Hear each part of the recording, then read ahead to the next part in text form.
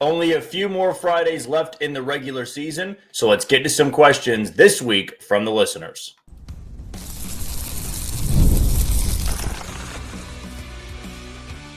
You are Locked On Royals, your daily Kansas City Royals podcast, part of the Locked On Podcast Network, your team every day. You are tuned into another edition of Locked On Royals and the Locked On Podcast Network. I'm your host, Jack Johnson, and you can find me on Twitter or X at JohnnyJ_15. That is at JOHNYJ_15. You also can listen to us on wherever you download your podcast.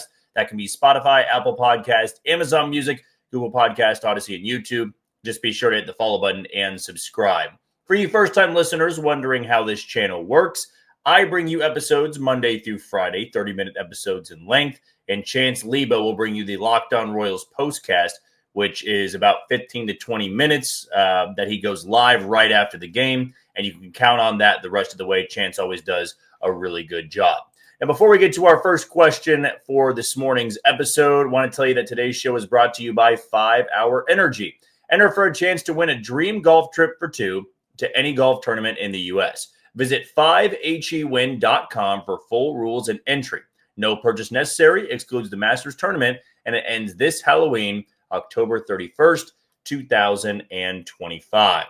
So again, if you want to be involved in this episode, a lot of you longtime listeners don't really care what I'm saying here, but if this is your first time, reach out to our YouTube channel. Just respond with Mailbag Friday to one of our videos. That way I can see that notification. And I always put out a tweet on Thursday night that you can just respond there if you do have a Twitter account. So we'll start with Twitter here. First one's from Taoist Master. Would you like to see a knuckleball pitcher on the Royals?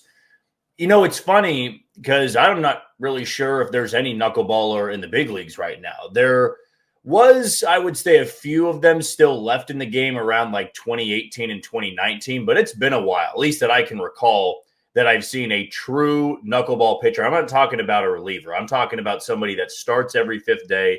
I know the Padres guy. I'm already blanking on his name right now. But he, for a little bit, had some success with the knuckleball. And really, I wouldn't, if I was being honest with you, that's what I'm trying to do with this answer here. You need a specific catcher to worry about knuckleball pitches. And if you have somebody that's really good at throwing them, it's going to dance around a lot. And when you got Salvador Perez behind the plate, who's never really caught knuckleballers, Carter Jensen, unless he did in high AA or AAA, which I don't believe he has, I would have heard about it if there was a knuckleballer in the Royal system. He hasn't spent any time catching them. So you almost need to go get somebody that is just there to catch that pitcher. And I understand you can teach somebody to do it, but since the success rate hasn't been that good in a while, I'd probably be against it. But if there is somebody coming up, or if there's somebody that turns into a knuckleball pitcher, I wouldn't hate it because it's always fun to watch. I remember watching Tim Wakefield. I remember it was he actually ended up having some trouble off the field, but I believe it was Steven Wilson for the Red Sox that kind of rose to that fame as a knuckleballer. So two Red Sox guys that had been knuckleball pitchers. R.A. Dickey, one, of course, for the Blue Jays and the Mets. It's just fun to watch, right? Because you don't really understand the physics behind it.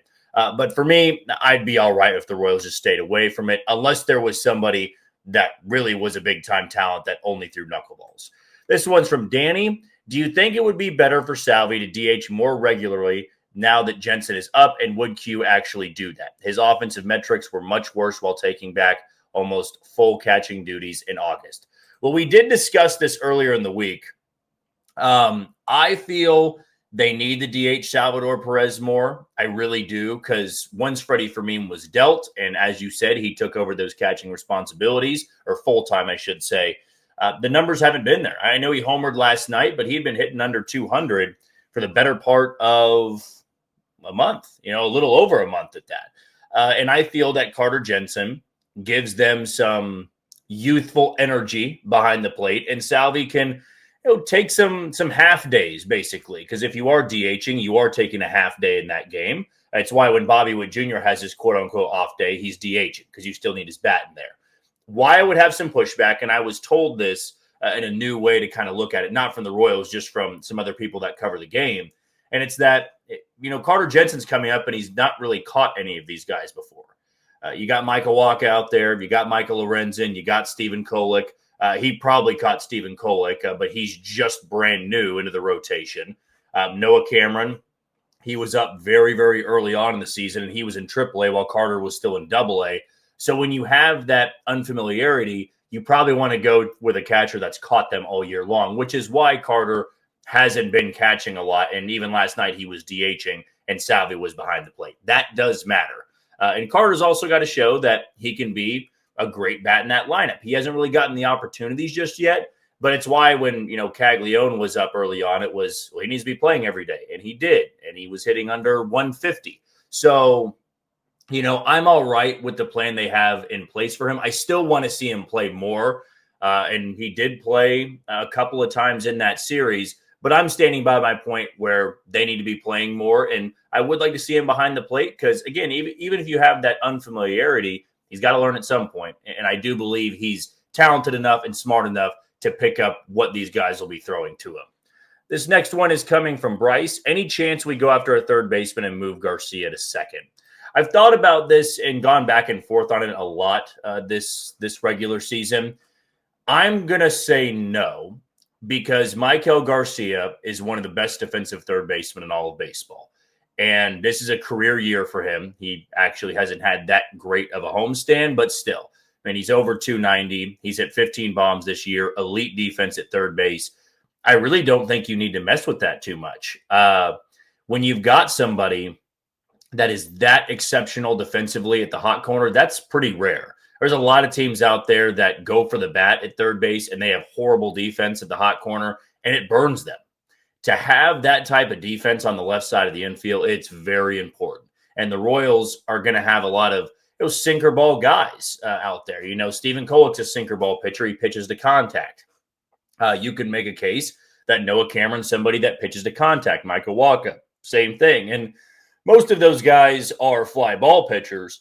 But, late in the game, you got guys like Angel Serpa, Jonathan Bolin. They're sinker ball guys. Luinder Avila is a sinker ball guy.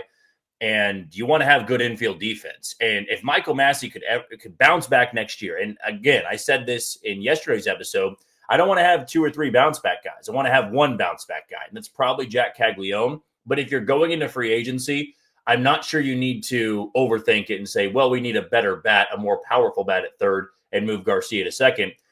You've got a 15 and 20 home run potential guy at third with elite defense. He can hit for average as well with a great arm that definitely plays over there. And then I just worry about second base with the options you have. You can bring back Frazier. You can have Massey again. You can have Jonathan India again, or you can go out there and add somebody else. But I'm just not for moving Maikel Garcia again. He really seems to have found a home over there at third base. This one's coming from Brian. So Lugo's done for the year, right? It's tough because his IL stint is retroactive to September 1st. So technically he's eligible to come off of it September 16th. Cole Reagans is progressing well, and he's probably going to go on a rehab assignment at some point next week. At least that's what Annie Rogers was reporting. I feel Reagans is going to be closer. And if Cole Reagans comes back and let's say Stephen Kolek is pitching well, does Seth Lugo find his way back into the rotation? If the Royals are in a playoff spot, he will. That's just the reality of this. I feel that you want to have Seth Lugo rested up, fixing whatever back issue he had and ready to go for October. But if they fall out of it, then yeah, I would say that his season's done because there's no need to rush him back when you already have multiple guys that are able to start every 5th or 6th day. So if they're in it, if they hold a playoff spot or they're a game out on September 16th, I do imagine we're going to see Seth Lugo again. And hopefully that time off with the injured list stint, that he'll be able to come back and look like vintage Seth Lugo, not the Seth Lugo that we've become accustomed to since he signed that contract extension. This one's from Levi. I know Q is not going anywhere, but other than Q, who would you like to see manage the Royals in 2026? Also, do you believe Q has what it takes to get the Royals to a World Series? I see this every time the Royals lose a game. Oh, fire Q. They got to move on. He's cost them these games and this and that. I can tell you this 100% with confidence. Q's not going anywhere, as you already stated in your question there. And I know that, some fans, they're really not for him. Some fans appreciate him. the way I look at managers in baseball is it really doesn't matter who your manager is in terms of a perception from the fan base. Like everybody's going to be mad at the manager every single year. People were furious with Ned Yost multiple times until he won a World Series. And you go across baseball, there's people, Yankees fans get so mad at Aaron Boone, and the Yankees constantly are getting to the postseason. Red Sox fans get mad at Alex Cora. The Phillies fans get mad at Thompson, right? You've got even guys that have taken their team to another level, like AJ Hinch. I'm sure there's Tigers fans that get frustrated with him. So for Matt Quatraro, I look at the reality of the Royals and their franchise's existence. They have had, since 2000, 3 straight winning seasons one time. If they finish with a winning record and miss the postseason, they still have done something only 2 to 3 Royals teams have done before in 25 years, which have back-to-back winning seasons. So if you're the Royals, if you're J.J. Piccolo and you're John Sherman, why would you get rid of the guy that has done that, right? And you can say, well, they should be better. They should this and that. Managers are important, don't get me wrong. But for a lot of people that are mad at Q, whoever the next manager will be down the road, you're going to have the same cycle again, because at times when you're watching a baseball game, you think that you can make the better move than the manager. So I don't even know if I'd come up with an answer of who, if it couldn't be Q, if for whatever reason he was not back in 2026. Man, I don't know. Truthfully, if you tried to pry AJ Hinch away from Detroit, that wouldn't happen. I'm not even sure you tried to pull anybody out of retirement. I mean, I'd probably say Kevin Cash, because he's got that Rays influence, and I truly like the way the Rays manage their teams, and that's where Matt Quatraro is from. So that maybe would be my answer for whatever reason Matt Quatraro wasn't back in 2026. We'll take our first break of the show. When we come back, still a lot of questions to get to next on Locked On Royals. You are tuned into Locked On Royals and the Locked On Podcast Network. I'm your host, Jack Johnson, and you can find me on Twitter at JohnnyJ_15. Want to tell you about one of our newer sponsors in Zippix. Need a boost to power through the day without reaching for another cup of coffee or an energy drink? That's where Zippix caffeine toothpicks come in. Instead of the crash you get from sugary drinks, Zippix gives you a clean, convenient burst of caffeine anytime, anywhere. And if you're looking for that nicotine satisfaction, they've got Zippix nicotine toothpicks as well. Ready to try them? Go to zippixtoothpicks.com and use promo code LOCKEDON for 10% off your first order. That's zippixtoothpicks.com, promo code LOCKEDON. Zippix Toothpicks, energy and focused anytime you need. And this is an incredible product, by the way. I've actually had a couple of my friends try them. They like both of them, the energy boost, the nicotine boost, if you will. They look like a normal toothpick. They actually have tons of flavors, great flavors. I can't recommend them enough. Whether you are not an energy drink person, you need that quick boost, they got that. If you need the nicotine fix, they have that as well. And a lot of the flavors they have are absolutely delicious. So absolutely love promoting Zippix on today's show. Next set of questions is going to be coming from Levi. Actually, we just did Levi's question, excuse me. John's question: why can't Jensen and Kag start in the same game? I would imagine it comes down to where they can play defensively. So Carter Jensen is a catcher and a catcher only. Salvador Perez is there as well. Vinny Pasquantino's at first base, and Mike Yastrzemski's in right field. Mike Yastrzemski starts every game in right field when there's a righty on the mound. So that cancels out Jack Caglione's ability to play there. You'd want Jack, being a lefty, to face righties. Well, where's he going to play? If Carter Jensen's in there and Salvy's DHing and Vinny's at first and Yaz's in right, there's no spot for him. And they're not going to move Yaz to left, and they're not going to move Cags to left. That's why I'd imagine for the rest of the year, we're only going to see one or the other. I would like to see both of them in the lineup at one point. Maybe we do if they give Yaz a day off. But on a regular game-by-game basis, that's a big reason as to why. And they're both incredibly young. It's a playoff push, and Jack Caglione's hitting under 150. Carter Jensen has yet to get his first big league hit. You're not going to be playing those guys every single day when you are in a playoff push. I understand that goes a little bit against what I was saying the other day, but as much as I would like to see them in the lineup and see what they have, they're going to have to prove in their limited shots, their limited opportunities, that they are able to provide big time, production in the bottom of the order. Because right now it appears that both these guys will be hitting eighth and either DHing, catching, or playing right field. Next one is coming from Chris. Who is your college football team? Now, I see that you have a Jayhawk crossed out in your Twitter profile pic, and I'm going to play this the smart way here because this is a Royals podcast, and I know for a lot of you listening, you're local to Kansas City, so you're either a KU fan, a K-State fan, or a Missouri fan. And I feel if I give my true answer here as to who I root for, I'm gonna alienate myself a little bit. There's gonna be people that no longer want to watch this podcast because of who I root for, and especially during the border war week when it's Kansas and Missouri. So for now, I'll give you a fun answer of my second team I root for, and it's Stanford. My brother has ties to Stanford. He lives out there near Palo Alto, so you might have seen me wear my Stanford sweatshirt one time before on the podcast, but I'll throw that answer out there now. And since we have 3 rivals that are local here to Kansas City, and I don't want to make a lot of people angry and stop listening to this podcast, I'm going to keep number 1 close to my chest here. I'm not going to give you my true answer here. If you get it right, maybe I'll tell you in the future because I know from time to time I have worn some attire that would hint at who I root for. But hey, Stanford's number 2 in my college football 26 dynasty. I've been with Stanford for like 9 or 10 years now. So I can tell you with confidence that is one of the teams I do root for. But do love the question, Chris.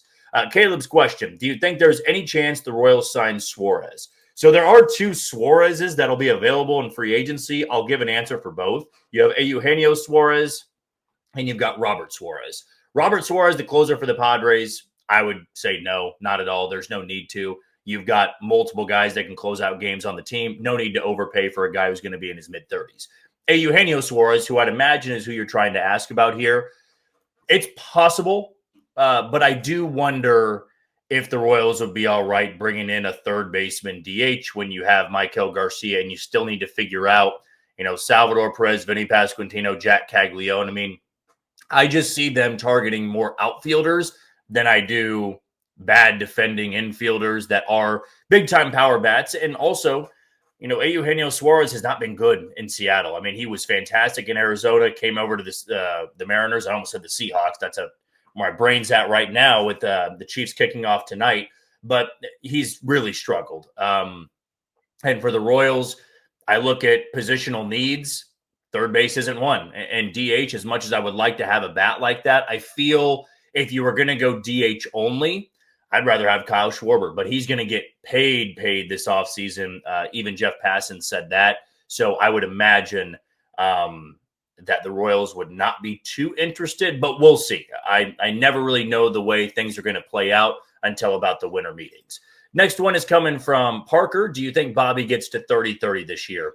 I don't. Unfortunately, he had home run number 21 last night, so he needs 9 in the last 22 games. That feels like a lot. And I don't want to put anything, past Bobby Witt Jr. and say never with it or it's not possible. It certainly is. I mean, he could go through next week and have 6 home runs, and then all of a sudden we have a different conversation.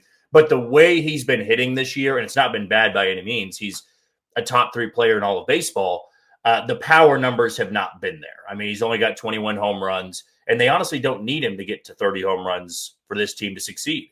If he can be a gap-to-gap hitter and use his legs and all of these games the rest of the way, I'd just rather him hit 350 the rest of the way and see what happens from that point on. But for 30-30 season, he's going to need to really tap into that power in the final 3 weeks of the season, and I just don't see it being that possible. But like I said, I don't want to completely rule him out because he certainly proved me wrong before. Aiden's question, what's more likely? The Royals make a splash move like Jarren Duran or Kyle Schwarber, or do they simply bring back Yaz and make some moves in the margins? Probably the latter.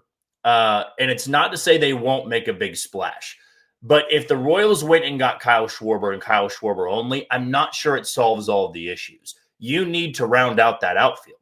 And we talked about that in one of our episodes earlier this week. You had the worst outfield production of anybody in baseball prior to Mike Yastrzemski coming over. And that's now back-to-back years. You need to make sure that you are getting league average bats on the corners because they haven't had that in 2 years. I would rather them bring back Mike Yastrzemski, get a nice right-handed bat to platoon with him, and figure out another league average bat in left field than put all of your chips on Kyle Schwarber or Jarren Duran. And I don't think the Red Sox are going to trade Duran. And I just see the Phillies bringing back Kyle Schwarber with him, getting them to another October. Craig's question, who is your second half MVP? My vote is Adam Frazier. My vote would probably be hard not to go with Ryan Bergert, truthfully. I believe that he's had a huge hand in keeping this team competitive. Vinny Pasquantino for a little bit, but then he went ice cold on this homestand. Maikel Garcia, kind of the same thing.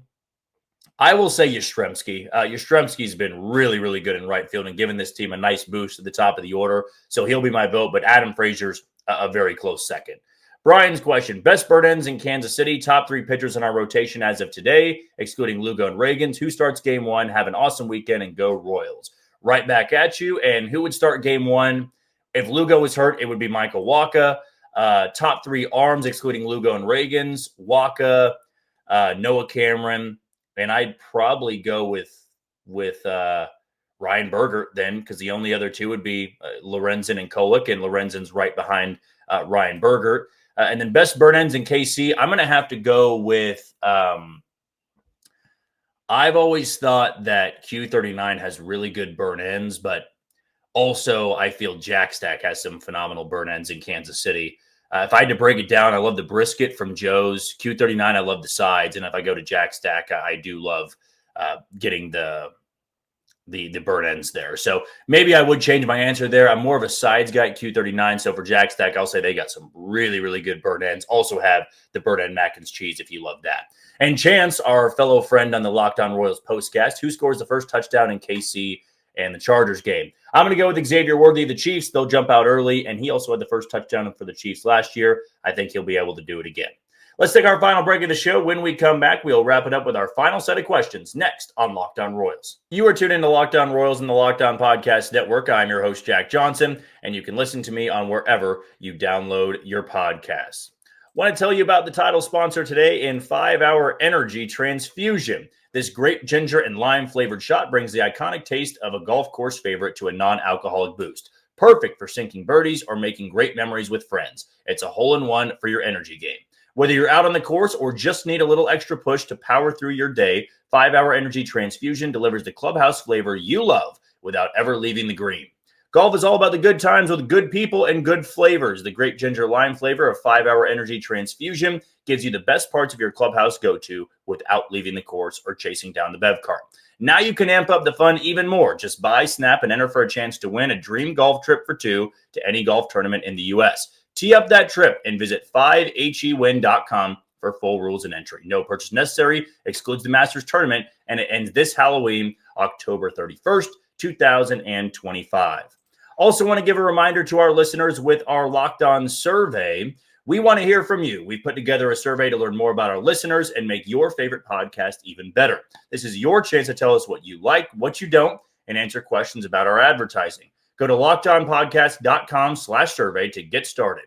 Everyone who completes a survey will be entered for a chance to win one of 10 $100 Amazon gift cards. Again, that's lockedonpodcast.com/survey, and you can also find the link in the show notes below. Thanks, as always, for helping us out. I'm going to jump over to YouTube, and as I always like to say, if I missed your question, there would be a few reasons as to why. If you didn't title it Mailbag Friday on YouTube, I'm not always able to see it because we get tons of notifications on this channel, so it kind of gets buried from time to time.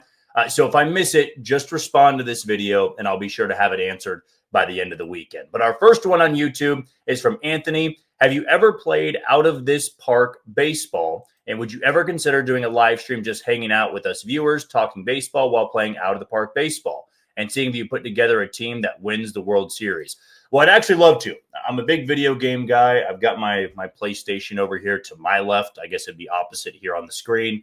But I play all kinds of games, whether it be first person, shooter games like Call of Duty, play Fortnite, play college football, play 2K, play Madden.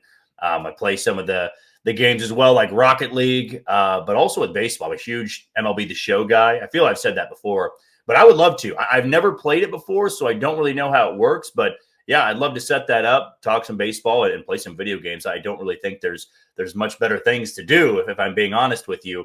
That's what I love to do a lot in my free time. So yeah, I'll do some digging on what it is. I don't know what console it is, if it is PlayStation, if it's the Switch, or if it's just a computer game. I'm not really sure, but I'd love to do it. Yeah, would love to set that up. So I'll check into that. That's for sure. Next one is coming from Matt. At this point, isn't Waters a better option to face lefties off the bench than Lofton? At least he gives us an option to pinch run as well. Does Lofton have incriminating photos of Q? Lofton has been bad, especially in clutch moments. I just don't know if the Royals really view Drew Waters to be the best option. And when they're looking at guys on the bench, oftentimes it's been about defensive versatility, and Nick Lofton can play pretty much anywhere. Drew Waters is stuck to the 3 outfield spots, and he did have his chance, earlier in the season. He ran with it for a little bit. I mean, I really thought that Drew Waters was impressive, but then he got exposed a little bit, and that's what led to his demotion. I wouldn't hate. I know this goes against the defensive versatility. Like, you've got some right-handed bats down in Omaha. Like, Bobby Dahlbeck's been crushing it. That's a power bat. He has not done much at the big league level in a long time, so maybe that's a moot point. But I would love to see some power off the bench. If you're down by 1, you need a home run. You need somebody to run into one. Nick Lofton and Drew Waters both don't give you that. So personally, I would have somebody else over Drew Waters. But at this point in the season, with 3 weeks left, I just feel that it's going to be Nick Lofton the rest of the way. I don't see the Royals making any move unless he were to get banged up in one of these games. Next one is from, looks like, Cole. Do you think Cags and Jensen should play every day? And thoughts on Lugo going to the IL? Love the channel. Keep up the great work. And thanks for the kind words, Cole. We did talk a little bit about Cags and Jensen, them not playing every single day. I would like to see Cags a little bit more, just because I want to see if some of those tweaks he made in AAA can translate to the big league level. Carter for sure as well. Being a local kid, I want to see him succeed, but they're not going to force them into the lineup just to say they're playing him every single day. And I feel that the guy that gives you the best chance would be Caglione over Jensen, just because Jensen is so fresh to the big league team right now. Caglione has seen big league pitching before. So I would say that they can probably easily put Jack Caglione in the lineup a lot more. I mean, if they wanted to catch Salvador Perez, they could DH Cags and put Vinny at first and Yastrzemski in right field. I would like for them to do that more often than not, but it does appear they're just going matchup based. And for this week, or this weekend, I should say, they're going to be facing Pablo Lopez, who's making his first start since coming off or going to the injured list in June, and that was early June. They'll see Joe Ryan again on Saturday, and then Bailey Ober. So 3 righties right there. We'll be seeing Yaz in right field every game, and I feel this could be a good opportunity to give Jack Caglione a pretty good test. As for Lugo going to the IL, it needed to happen. I thought it was either fatigue or something wrong with him, and it appears his back has been flaring up a little bit. That explains it, and I know people will say phantom IL stint. I don't know if it is that. I doubt that in a playoff push that the Royals would do that. They'd rather just have him pitch his way through it. So I do believe that something did flare up in his back, and when he comes back, maybe we can see that vintage Seth Lugo. This one's from Logan. Is it fair to say that Q has a high floor but low ceiling? I think he's too analytical and matchup heavy for his own good. Also, I look at his even keel personality as a double-edged sword, provides stability but creates lack of consistency. See, I would actually say it creates consistency because you know what he's going to give you. His players aren't going to be, thrown off by him getting too high and too low. He is pretty much the same every single time we talk to him, in the press room. Whether the Royals had a 8-run comeback and they walk it off, he's the same thing as if they would have blown an 8-0 lead. It's just that level of consistency. And I worked in independent league baseball prior to doing this Locked On podcast, and the manager of that team was probably more even-keeled than Matt Cotrero was. And that team went on to win the entire league, and they won 80 games. I mean, it was an absurd stretch they went on. They played like 110 or something, and they just dominated. I mean, they won the league won their division by 15 games or something, and he was the exact same every single time, and the players liked it. And so I'd imagine that level of consistency is great for them. As for a high floor, low ceiling, through these first 3 seasons, you can make that case because they made the postseason. That's high floor, but they didn't make a deep run in the postseason. Until we get maybe 5 to 6 years of data on him, I'm not sure we could say it just yet. But if you did want to use the high floor, low ceiling, I wouldn't fight you too hard on it because that's what Kevin Cash has been for the Rays. And Q was that bench coach for years.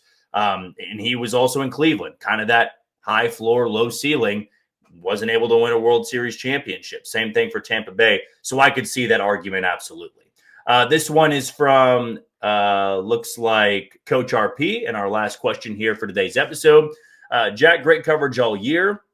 This was my first season tuning in. Thumbs up. My question is to have you evaluate the personnel side of the organization, which would include draft board evaluation accuracy, draft day maneuvers, roster decisions to stack the farm system. All these ultimately result in the talent that reports to spring training. And I see the rest of your question. I promise I will be reading all of that. But yeah, I have no issue doing that, especially in the offseason. Once this year is finally done and we have no more games to talk about, I absolutely will be diving into stuff like that. So love that question. I will be reading the rest of that and getting to all of that.